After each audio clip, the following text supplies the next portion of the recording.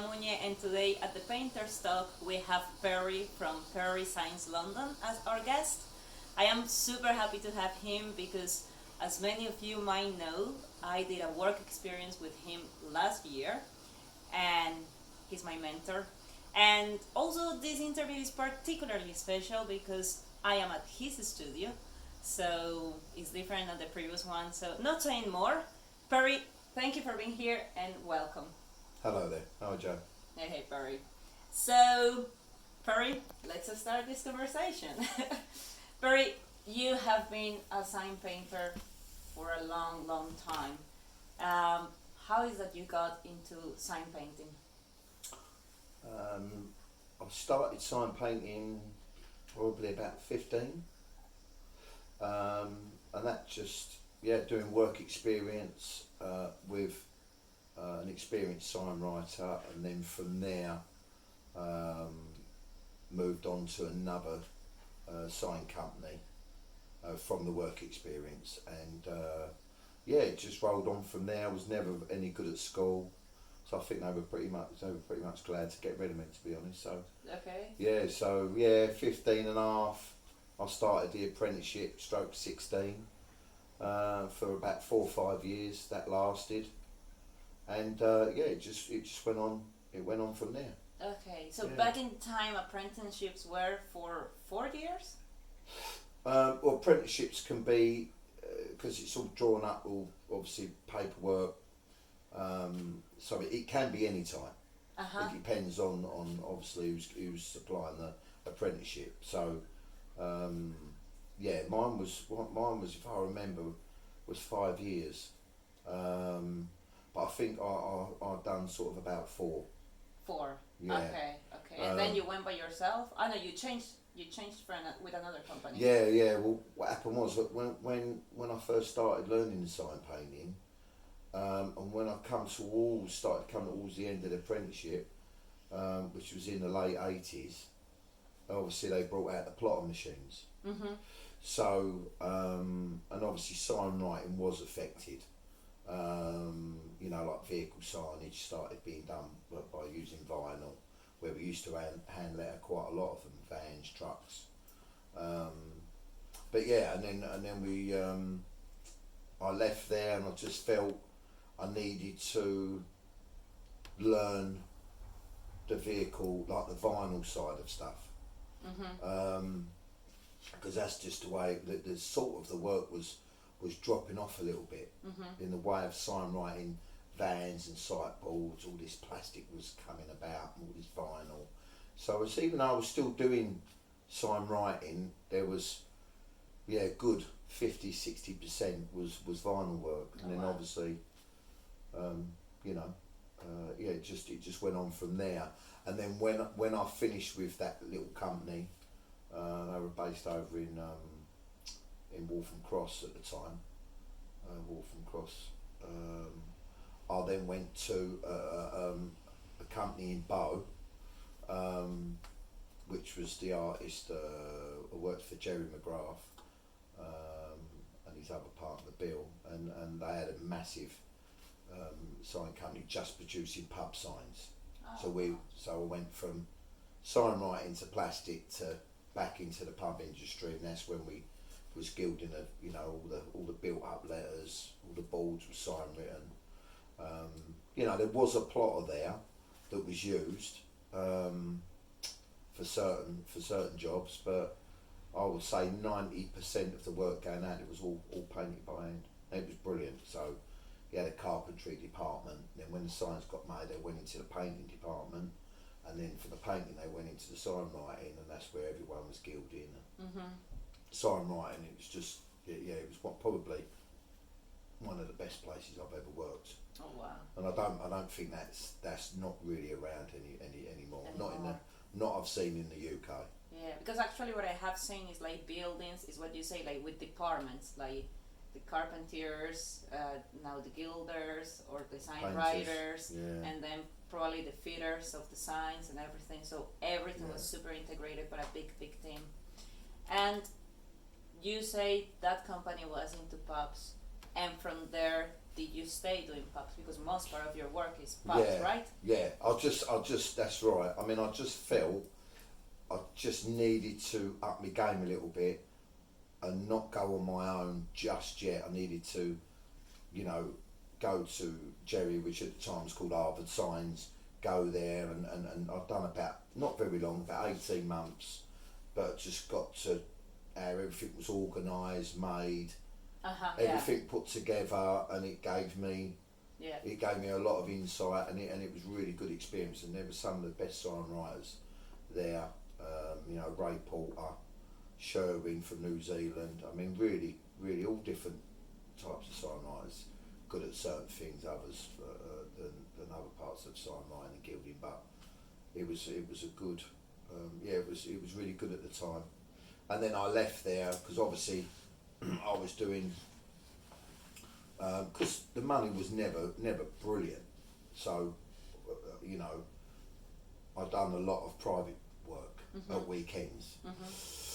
So obviously working Monday to Friday, then I would, when I was living with my parents, we had a garage, luckily enough, in the garden, and that was just full up of signboards, and I was working 7 days a week.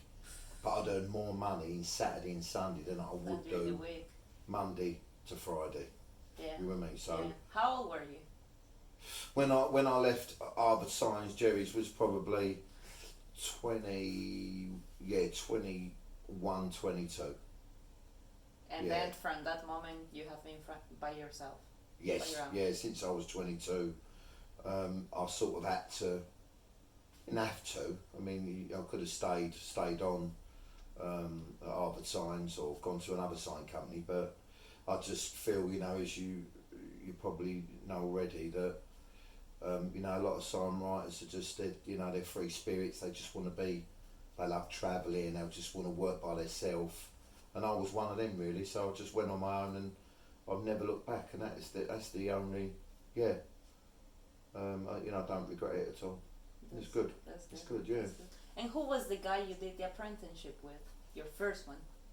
So the first guy was a guy called Michael Norris. He's still around now, as far as I know.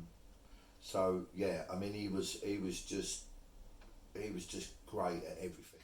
Perry, do you remember anything in particular of anyone of the people you were working with?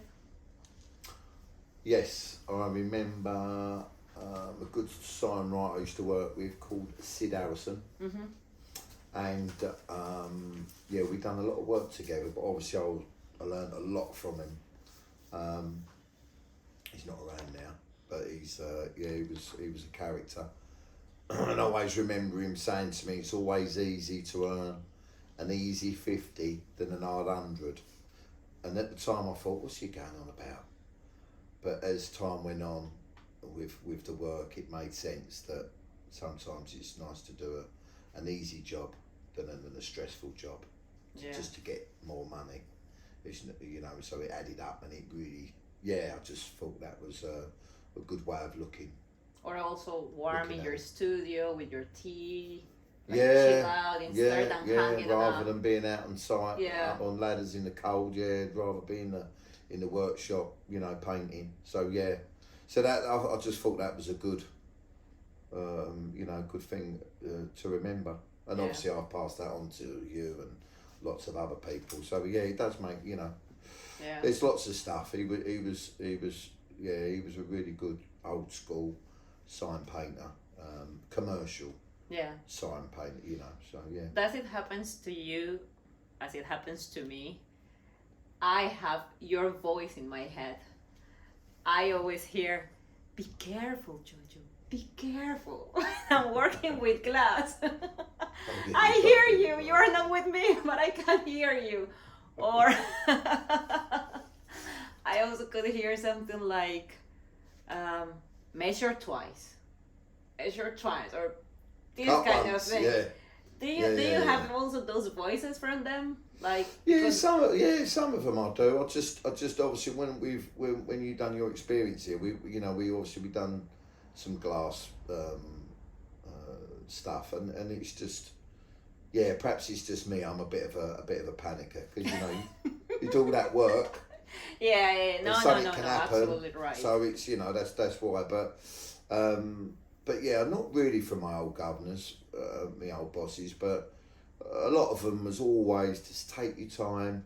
If you get it wrong, you can wipe it out, start again, or come back to it. And it's true. And I've said that to you and Matteo, Yeah. So yeah. Something that I remember a lot about you is a mistake is only a mistake if you leave it there. Yes. And I'm always like, okay, don't stress. If you know how to sort it out, how to clean it, how to fix it, it's not a mistake. No. It's not a mistake if you put it right. Yeah, exactly. Yeah. You just have to fix it. That's it. Everyone makes mistakes, and that's how we all learn everything.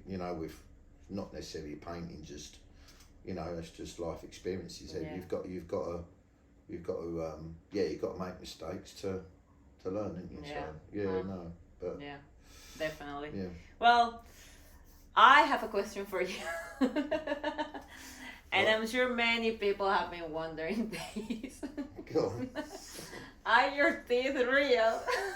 Of course they're not. No, listen, my teeth were terrible as a kid. Ate loads of chocolate sweets, and it's hereditary as well in the family. So yeah, I lost my. Well, I say I lost my teeth. Yeah, I had a lot of teeth trouble and started losing them probably when I was sort of in my mid-20s. 20s? Yeah, my mid-20s, I was always dentist, having teeth out, fillings, and then and then I had some crowns fitted, probably about 15 years ago, and they started. They was okay, and then I just had enough. I started going to a lot of big meetings and stuff. I used to carry around a tube of. Remember me telling you the super glue? But tell them the story. Super glue. So I'd be going into meetings with big companies, and obviously all my teeth were loose, so I'd glue them just before I go and I stick them in, go in, have the meeting, and then my mouth, it must have been it's just disgusting. But tell them the story when you sneeze. Oh, I was in London, yeah. So, I was just walking London, I think it was Borough Market. Anyway, I sneezed and the tooth just flew out. And I'm going, mate, quick, where's my tooth? I need it, it was the front one, so, I'd end up looking really, really old and dodgy, So, and I just grabbed it and then that was it. I'd had enough. And then, so I just decided to, go Turkey and have them all out and have implants put in. So it's the best thing I've ever done. So yeah. So no, it's not true. It's not true that I've got false teeth. They're all mine. They're all yours. That's sweet. Very.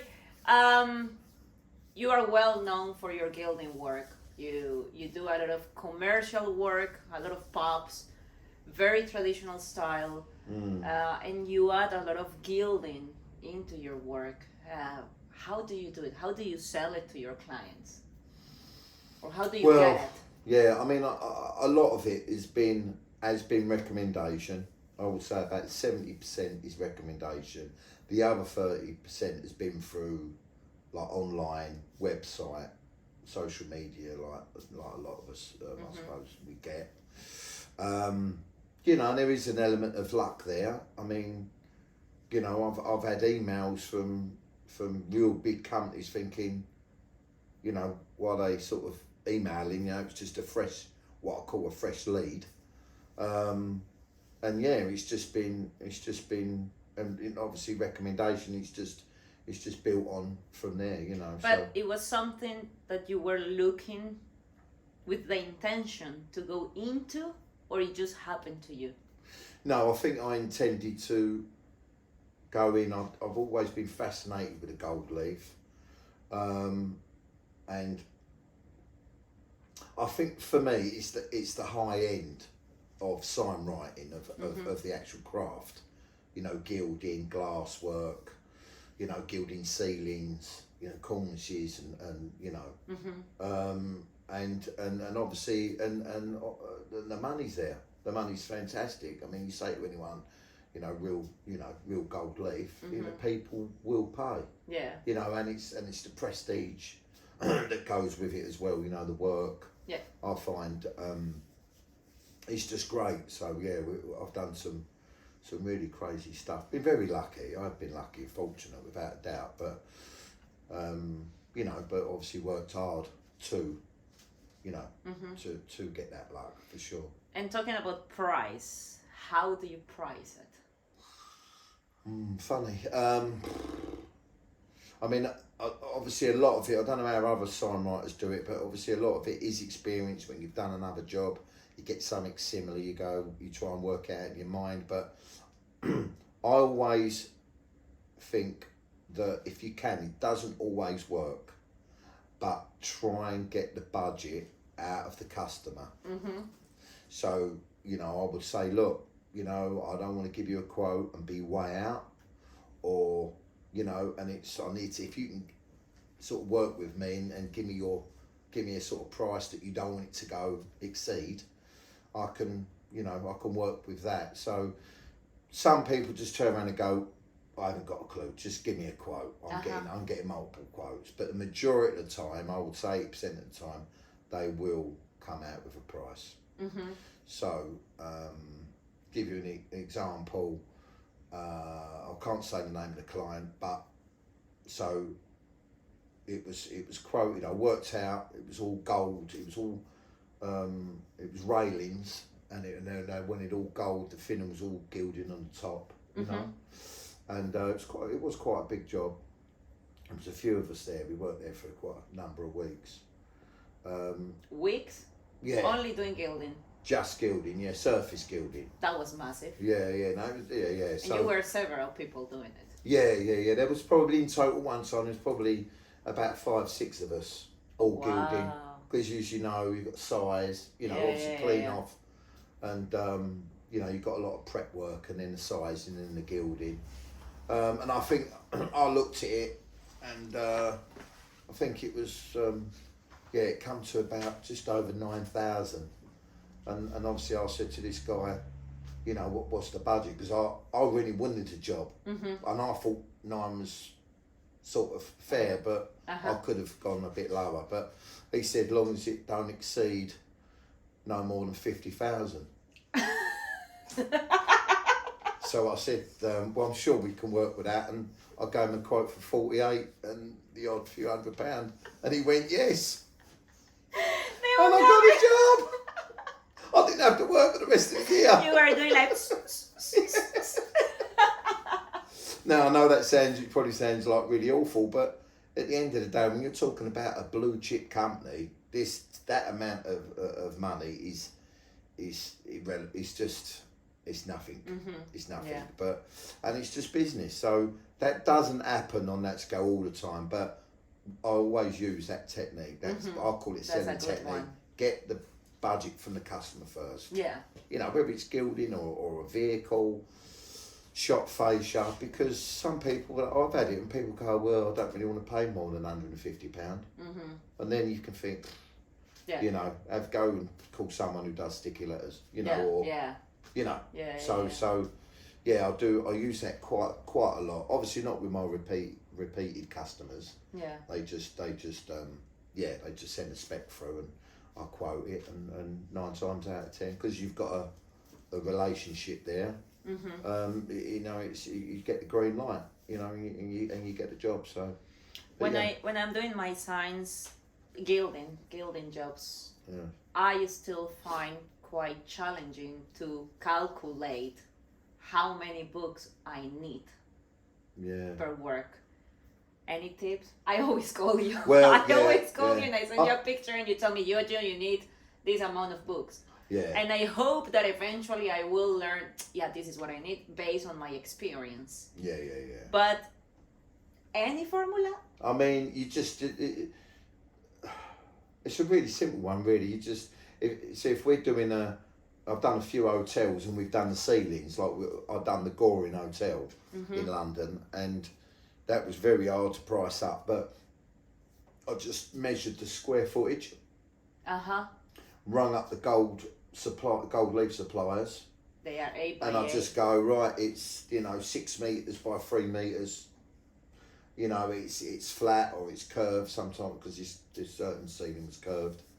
So so we and they just worked it all out, Joe, for me. But then you take the full.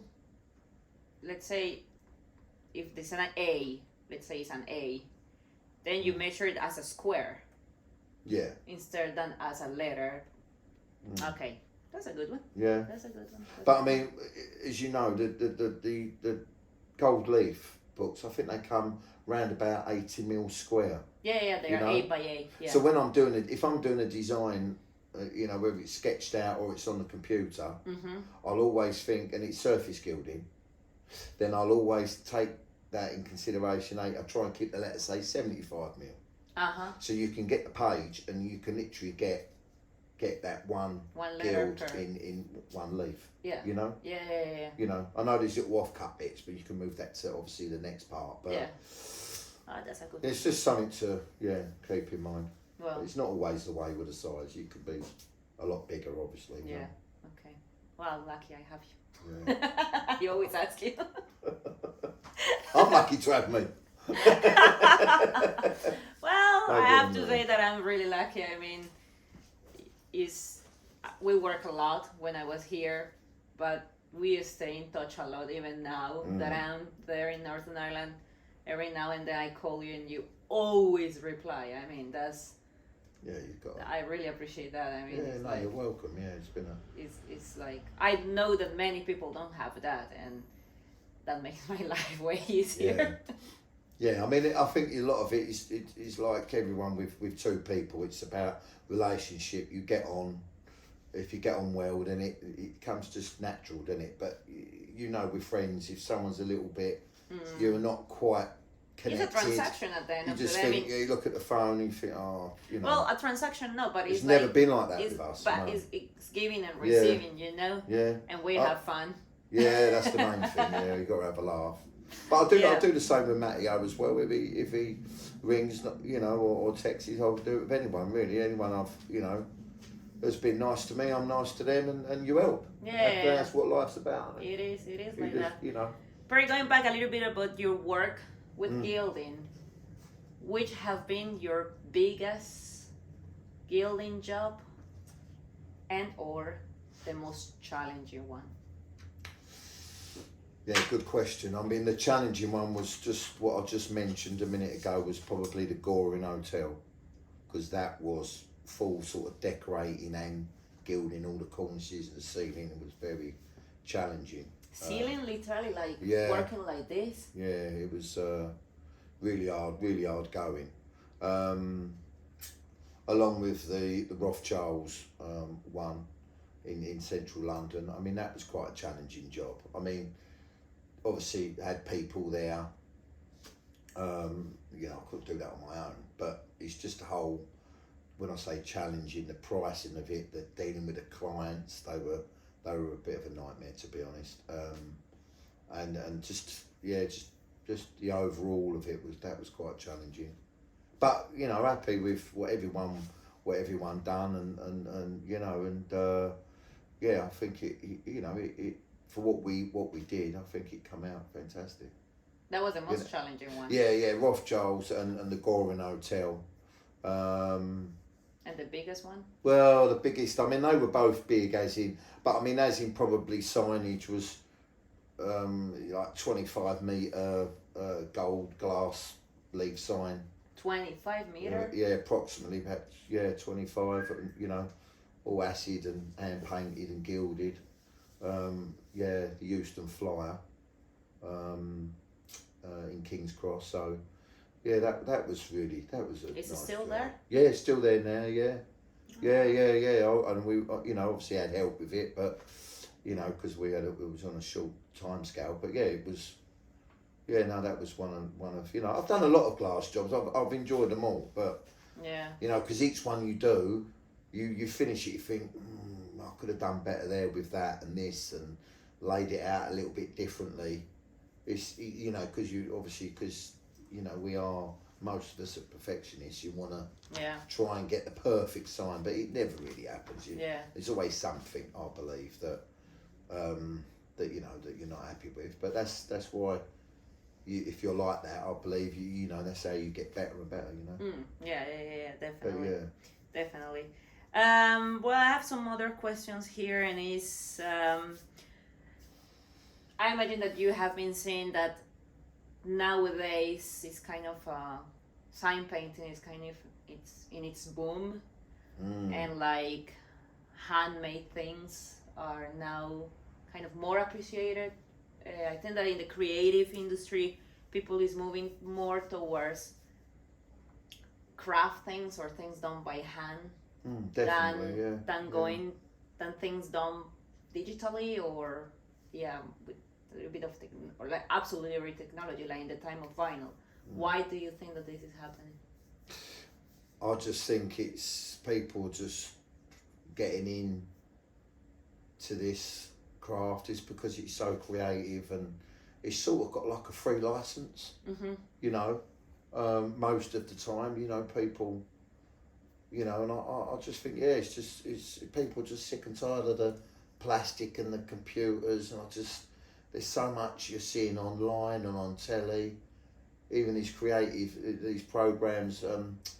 There's that new program on, I think it's on BBC One, where they've got all the different craft people in, then they take, stuff that's damaged, bits of glass and furniture, and the repair shop. Okay. Things like that. I don't watch TV. So It's a brilliant program. But I just think it's stuff like that people looking at and thinking, Christ, it's something a bit unusual. It's not IKEA stuff. Just run off. Conveyor belt. It's all bespoke stuff, and I just think that that's reflected into the sign writing and gilding. People are like, I want something hand done, personally done, and that's what I think it is, definitely. That's a good answer. I think so. Perry, you are based at the moment in Hartford, but can I ask you, why are you moving to the Southwest? So I've had some health issues, which really started about 5 years ago. So obviously, it's resurfaced again, unfortunately. So after speaking to the doctors, you just got to try and avoid, stress, and I think, with the lockdown, it just gave me a lot of time to reflect, because we all did nothing, didn't we? It was just, everything was on hold. So, obviously, it just made me realise, and then obviously getting the cancer back, it's just made me realise I just want to be by the sea and just open up, which is all going through literally as we speak. So got myself a nice little shop, right by the harbour, and just gonna sell some vintage stuff and do old signs and make some nice little glass signs perhaps, and maybe do a few boats and just try and calm down a little bit, but I still need to keep the workshop here. Obviously I've downsized quite a bit. And as and when I get a pub I want to do, or a nice job, then I'll come back, do the pub, and then go back to down Devon. So I'm just going to be sharing my time, but hopefully I'll be down here a little bit more than I will be here, and then I can. It's just really just to chill and relax, and hopefully get through, the next 6-7 months.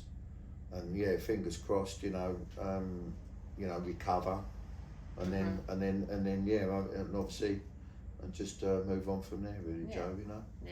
Well, that's what all of us we want, that everything goes well. Yeah, me too. It's been a difficult time, and I think, I just think like everything, we all at a point in our life, you have a bit of a life-changing moment, and I just think for me this is it, and you know, and I feel in my life I've been really lucky and I've done a lot. Been through some bad experiences, some really good experiences, and done some lovely work.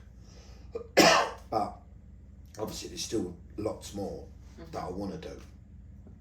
And everything is not about work. No, and that's what's really made me ill, because I love this craft so much, and the people in it as well. Some lovely people, really talented people about. You learn from everybody, and it's great. And every day is different, and that's the main thing was great about this craft. But and I think it's just made me ill, the stress of it and too much work, and it's really not about. You know, it's not really about the money, and it's, you know, I know we all need to live and pay bills, but you know, I just got to slow it down now a little bit, definitely, and leave it to you youngsters to Matteo and me. Just to you know, it's got to be passed on, isn't it? And that's why, you know, you come here and you know, we both found the time, and same with Matteo, and you know, and the workshops here. You know, you got to pass on. Pass on the craft, pass on the knowledge, and hopefully, you know, it just carries on for years to come. You know, I think that's what's really important. Well, you know? Perry, what I can say about it, we already talked about it, but thanks for sharing it with us here. And I think that everyone is in the same position than me, and it's just wishing the best, like putting the best vibes and the best intentions for a good recovery. I think that is smart. You are moving to a lovely spot. It's beautiful. It's really, really pretty. And well, slow down, take it easy, walks on the beach, just doing some works here and there. So will we say that we are going to see you a little bit less also in social media? Because come on, you are a character. You love posting here and there. So will you be more quiet? Probably yes, because obviously I'm not going to be well. I'm hoping I'm going to be fine, but I'm just, you know what it's like when you've got flu, and you just, the last thing you want to do is post anything on social media. But you know, obviously I'm still there, watching what everybody else is doing. But yeah, I mean, you know, I might share the experience. I know it's very personal. Some people think, why would you want to share? You know, you go into having chemo you know, but I don't know, because we all react in different ways. But sometimes we share it because we see it as it giving us strength. You see what I mean? Not for attention. It's just sort of giving us a bit of strength and getting a nice message to say, you know, I hope you're okay, or you know, or even any message, you know. So I really don't know till I start treatment in the next couple of weeks, but probably obviously the work is going to be not as much in the next sort of 6 or 7 months time, maybe a bit longer, but you know we shall see, and God willing, everything could be all right. You know, so hopefully so. Well, Matteo is behind the camera and making questions. I will show you his Pull your trousers up, man. Look at here. Oh, that's funny. Yeah. So, I know that is a very I know you have people then contacting you because they want to do a work experience with you. I imagine that after this that you are telling us, you will not take anyone on board anymore. Matteo will be the last one so far. I mean. So far I've had quite a few messages. So yeah, I mean, listen, I you know, I want to be remembered to passing the knowledge on. Not that I know everything, but just to pass on what I've learned to the younger generation, pass it on and share, and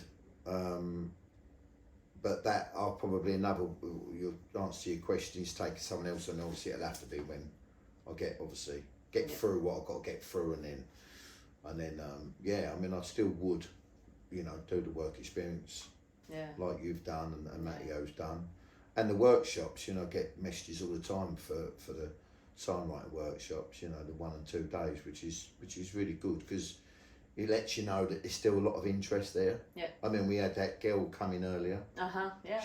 She asked about workshop, you know, and there's so many females getting into it now. Yeah, that's beautiful. Which is really good, because when I was 16, it really was like a young lad, a man's trade. You did, yeah. Didn't really come across women signwriters then. Not many, yeah. And then as obviously time's gone on, you know, I'm finding that there's, you know, we're being outnumbered. Mm-hmm. So which is really good. Yeah. Which is really good. So yeah, I'll definitely be taking. I would take on someone else, but it won't be for a while yet until I get better. So fingers crossed. Yeah, I'll still be. Yeah, that's good. That's good. Yeah. Well, and to please Matteo, I know you already said a little bit, and I don't want that it sounds very transcendental question after what you shared with us, but how do you want to be remembered?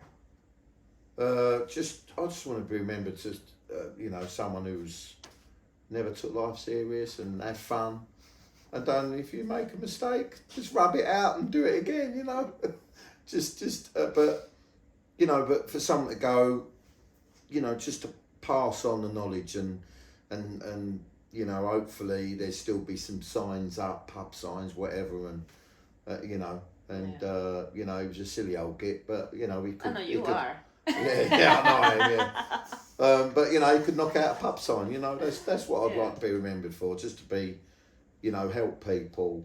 You know, be kind to everybody, and just pass on the knowledge. You know, that's sense why, you know, we spoke about many times going back to the prisons, teaching. Yeah. You know, if that really is probably one of the, as in teaching, that's one of the best things I've ever done. And really enjoy, you know. Yeah, I can imagine. You know, it's a beautiful experience. Yeah, no, it's a fantastic experience, and I'm hoping to do that again in a year's time, hopefully. But yeah, that's I mean that's how I'd like to be remembered, really, Joe. Yeah. Sweet. To be, you know, something positive rather than negative. Yeah, definitely. You know, well. So yeah. Perry, I think that this is all. I just want to tell you, thank you very much. Thanks for opening the doors of your studio, for sharing your experience, for sharing your story. What I can say. I really love you so. I love you too. Yeah, take care. Take care. Thank you very much.